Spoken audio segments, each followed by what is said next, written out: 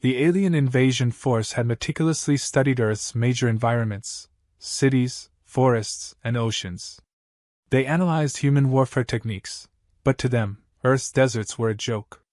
Lifeless expanses of sand offered no strategic value, and the idea of desert warfare seemed laughable. Why bother with such barren landscapes when their superior technology had already crushed resistance in more vibrant areas? Their cloaking devices, heat sensors, and energy weapons had handled every human tactic they'd encountered so far. The desert? It was nothing more than a minor obstacle. Inside their heavily fortified command center, high-ranking alien officers sneered at the notion of desert warfare. They planned the next phase of their campaign against Earth, convinced of their easy victory. Their top scouts were sent out to survey a key desert region in preparation for their larger invasion. The mission was simple: secure the outpost and eliminate any human presence. They scoffed at the idea that humans could even survive long in such a wasteland, much less pose a threat. The alien scouts moved out, their sleek vessels touching down in the heart of the desert. They were elite, trained in multiple environments across the galaxy, yet none of them had ever experienced a place like this. The heat was relentless, even seeping through the insulated suits they wore. Still, they pushed forward, confident their technology would shield them from any unforeseen difficulties. Little did they know, the desert was already working against them. Miles away, Corporal Jack, Dust Devil, Mason sat crouched in the dunes, watching the horizon through his scope. Jack wasn't a typical soldier. He was SAS, trained in desert warfare. Years of experience in some of Earth's harshest environments had turned him into a ghost among the dunes. Jack's mission was to defend the outpost the aliens were heading for. Alone, except for a small squad under his command, Jack knew how to make the most of his environment. He watched the alien ships land, their hulls gleaming in the sun, and observed the scouts disembark. Their formations were tight, relying on technology more than instinct. Jack smirked. It was always the same story with these invaders. They believed tech was the answer to everything. What they didn't understand was that in the desert, nothing was as it seemed. The desert had its own rules, and Jack was about to introduce these arrogant scouts to them. As the alien team set off on their reconnaissance, they had no idea they were already being hunted. Their cloaking devices, so reliable in other environments, began to falter under the strain of the heat. The desert sun played tricks on their sensors, creating mirages, and their thermal imaging struggled to distinguish between the intense heat radiating from the sand and actual threats. But they didn't worry, yet. Jack remained patient. Timing was everything in this environment. Rushing would only reveal his position. He waited for the right moment, watching the aliens begin to spread out as they searched for signs of human resistance. They were precise, methodical, but predictable. They didn't expect any trouble. The first shot rang out, silent, deadly. One of the alien scouts fell, a clean bullet hole through the visor. The group immediately tensed, their sensors struggling to locate the threat. Jack knew they would rely on their tech, and that was exactly what he was counting on. Another shot, another scout down.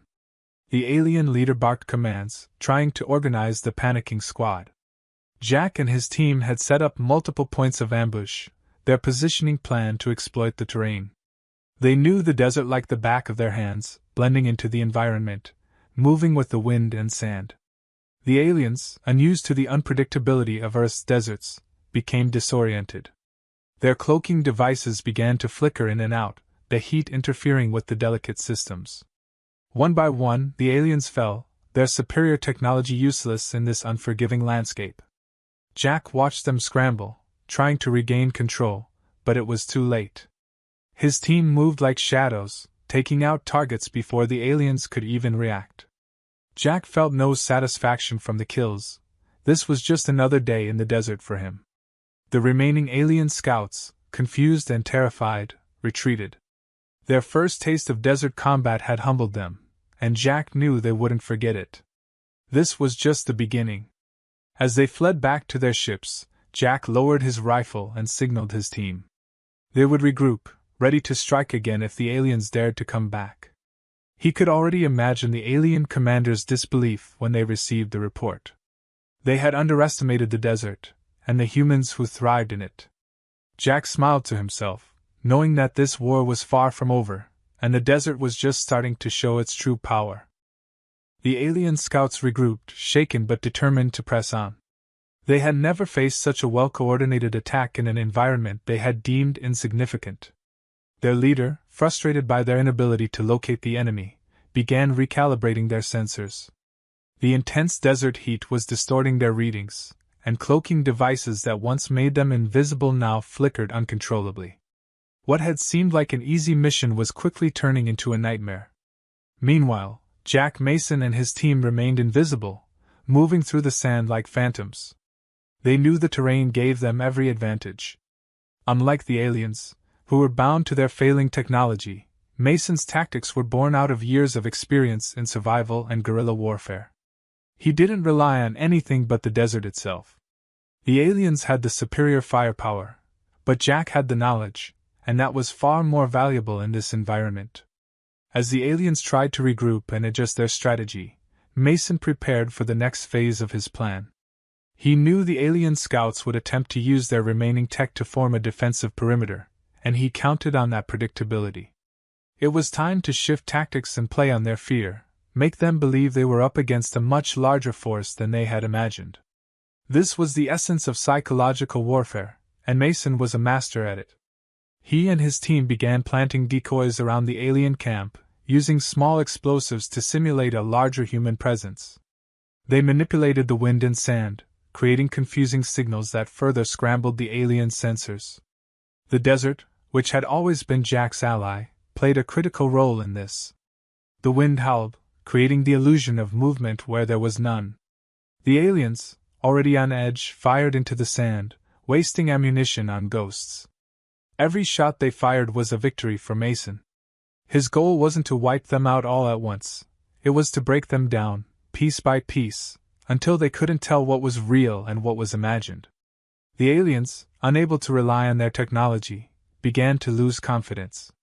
They were used to controlling the battlefield with precision, but now they were at the mercy of an invisible enemy who knew the land far better than they did. The nights were no easier for the alien scouts.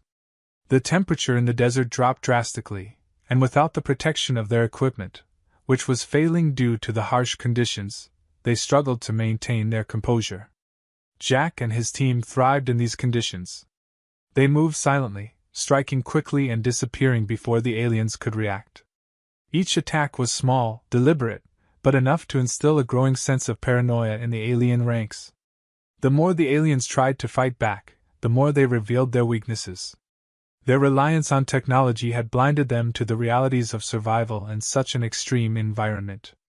Their heat sensors, once thought infallible, couldn't differentiate between the natural heat of the desert and the humans lurking within it. Jack exploited this, using the sun and the reflective qualities of the sand to throw off their sensors, making it nearly impossible for the aliens to track his movements. In their desperation, the alien leader ordered his troops to dig in and fortify their position. They began constructing barricades and setting up defensive systems, but these were designed for urban warfare, not the unpredictable desert. Jack watched from a distance, amused at their attempts to create order in a place where chaos reigned supreme. He knew the desert would take care of the rest. Mason's psychological warfare intensified as he manipulated their senses, making the aliens believe they were surrounded by an army. The truth was, his small squad had only a fraction of the numbers the aliens feared, but Jack's tactics made it seem like they were everywhere.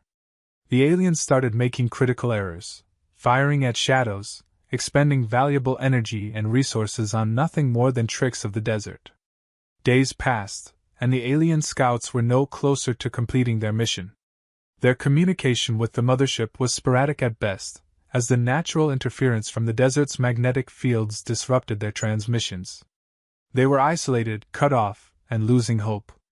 Morale plummeted as they began to realize they weren't just fighting a handful of humans, they were fighting the very environment itself. Jack had turned the desert into his most powerful weapon. With their tech failing and supplies running low, the aliens knew they had to make a decision soon. They were not equipped for prolonged desert combat, and their arrogance had led them into a trap they couldn't escape. Mason, on the other hand, thrived. His team was well prepared, disciplined, and in tune with the environment. Every moment the aliens spent in the desert was another step toward their defeat. By now, the alien scouts had realized they were outmatched, not by numbers or firepower, but by the sheer will and adaptability of their human adversaries. Jack had proven that the desert, which they had so easily dismissed, was far more dangerous than they could have ever imagined. The psychological toll on the alien force was immense, and Jack knew the time to strike decisively was approaching. The alien scouts were nearing their breaking point. Their leader, once confident and dismissive, now paced nervously, trying to maintain control over his dwindling team.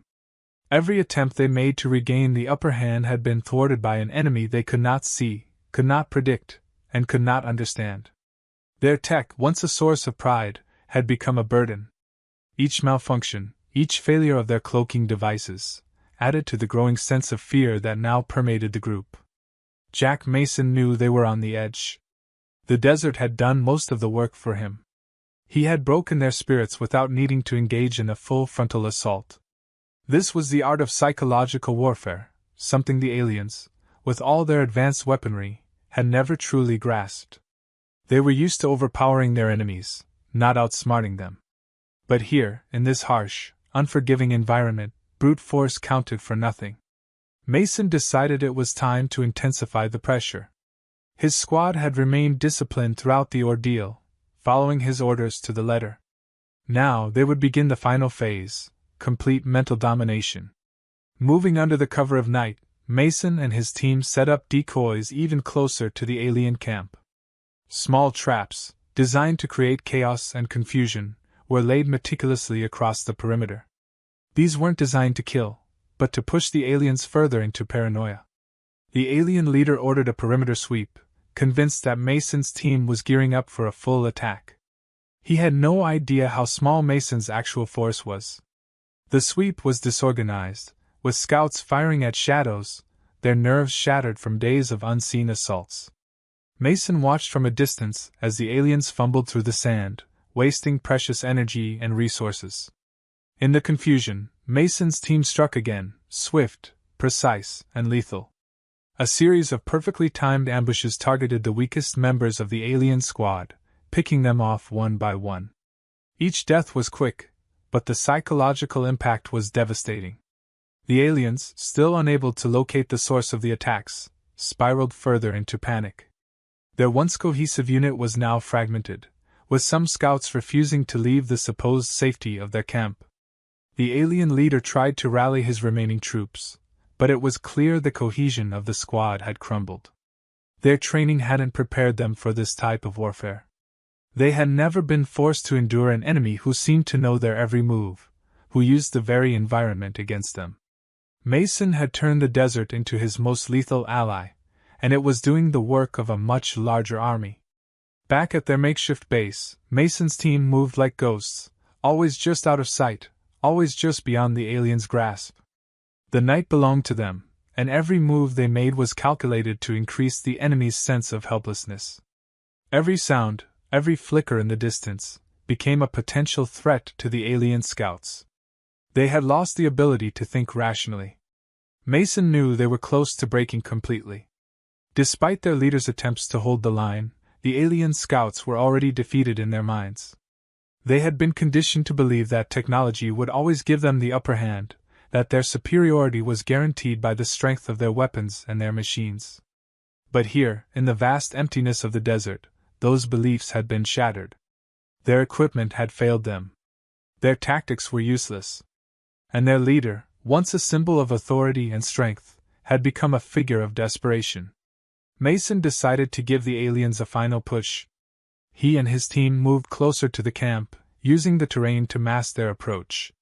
They launched a final barrage of decoy attacks, small explosions in the distance, designed to look like the beginnings of a large-scale assault. The alien scouts, terrified and exhausted, scrambled to respond, firing wildly into the night. It was a massacre of their own making. They had no targets, no real enemy to fight. They were fighting phantoms, and it was tearing them apart. The alien leader, now fully aware that he had lost control, made one last attempt to contact his superiors. But communications remained intermittent, the desert's natural interference continuing to isolate them from the rest of their fleet. With no reinforcements coming, no backup on the way, he was left with a choice: stay and face certain death, or retreat and admit failure. It was a decision no proud commander wanted to make, but the desert had left him no choice. Jack Mason, watching from the ridge, knew the aliens were broken. He could see it in their movements, in the way they clung to their malfunctioning technology as though it could still save them. But nothing could save them now. They had walked into the desert thinking they would dominate it, that their superior tech would make them invincible. Instead, they had been undone by an enemy who understood the desert far better than they ever could. The aliens began their retreat at dawn. There was no order, no strategy, just a desperate scramble to get out of the desert alive. Jack and his team didn't pursue them. They didn't need to. The victory had already been won, not just through superior tactics, but through the complete mental defeat of the enemy. As the last of the alien scouts disappeared over the horizon, Jack allowed himself a small smile. The desert had done its job, and so had he. The alien scouts had retreated, but their leader wasn't ready to admit defeat. Humiliated by how easily his forces had been outmaneuvered in a terrain they had underestimated, he sent out a final transmission, demanding reinforcements. He knew he was breaking protocol by doing so without authorization, but his pride had taken too many blows. He needed to prove that his species' technology and power could still dominate this primitive planet. Jack Mason knew that alien reinforcements were on the way. His team had intercepted the garbled transmission, and though they couldn't decode the specifics, it was clear that the aliens weren't done. They were regrouping and would come back stronger, more determined to reclaim their superiority. But Jack was prepared. He had seen this kind of arrogance before, and he knew how to use it against them. The alien leader, driven by a need for redemption, planned a direct confrontation. His superiors had questioned his decisions, and this was his last chance to prove that the human resistance was nothing more than an inconvenience. Reinforcements would arrive soon, but he wanted to deal with this problem himself. He believed that if he could eliminate Mason, the rest of the human defense would crumble. Mason, ever the strategist, understood that this was the alien leader's ego driving him. He wasn't just fighting for a tactical victory, he was fighting for pride. And pride made people, alien or human, make mistakes. The alien leader wanted a direct confrontation, a face-off where his advanced weaponry could overwhelm Mason's low-tech gear. He believed in brute strength and superior technology, but Mason believed in using the environment, strategy, and patience to win. The final confrontation played out not as the alien leader had hoped. His forces, already weakened by the desert, were ill-prepared for the kind of terrain-based warfare Mason had perfected. As the alien scouts struggled to position themselves, Mason used the desert once again as his greatest ally. He didn't need more firepower. He needed the patience to wait for the right moment to strike. The alien leader, growing increasingly desperate, made his move. He underestimated the extent to which the desert had already worn down his troops and equipment. His cloaking device malfunctioned under the intense heat, his energy weapons sputtered from sand infiltration, and his communication systems were on the brink of total failure. Meanwhile, Mason remained calm, methodical, and unflinching. The alien leader's overconfidence was playing out exactly as Jack had predicted. As the battle unfolded, Mason and his small team executed their final ambush. Using the blinding sun, the shifting sand, and well-timed attacks, they cornered the alien leader and his remaining scouts.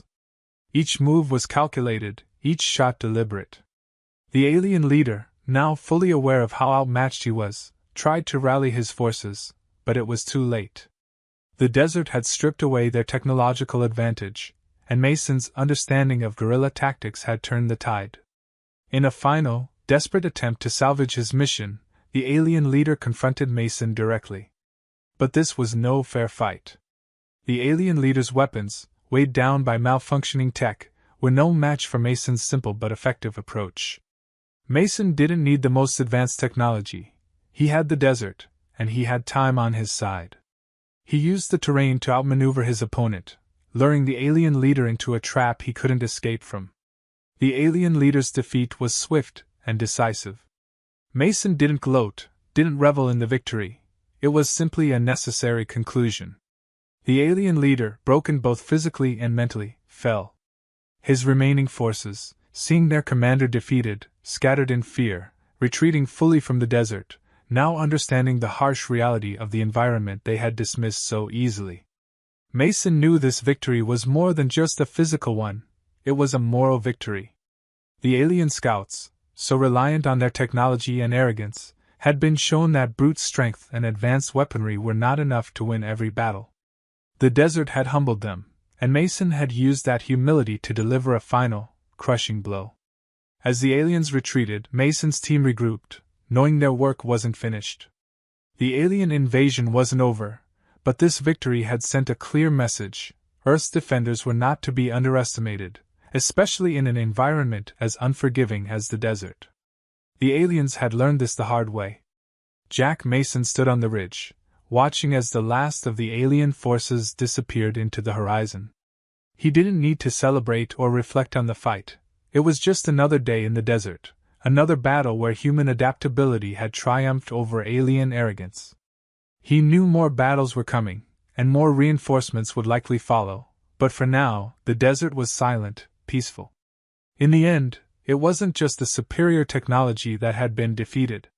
It was the idea that humans, with their resourcefulness, could be easily conquered. The desert had stripped away the aliens' illusions of dominance, and shown them what true survival looked like.